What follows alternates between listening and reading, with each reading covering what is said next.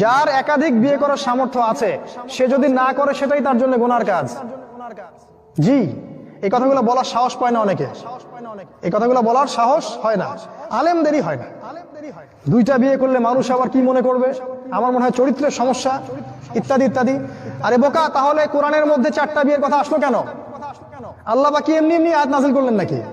আল্লাহ পাক খুব ভালো করেই জানেন ছেলেদের চেয়ে মেয়েদের সংখ্যা বেশি হবে, অনেক ছেলে মারা যাবে, মেয়েরা সমাজে বেঁচে থাকবে।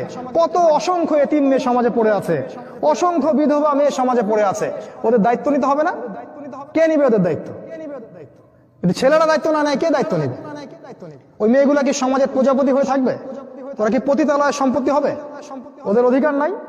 এখানে অধিকার দিলে আমরা চরিত্র খারাপ হয়ে যায়। আর এদের সাথে তোমরা সারা দেশে এবং বিশ্বে জেনা করে বেড়াচ্ছ, এগুলাতে চরিত্র খারাপ হয় না। একটা ছেলে বিয়ে করার পরেও 10টা মেয়ের সাথে পরকীয়া করে, এটাতে চরিত্র খারাপ হয় না।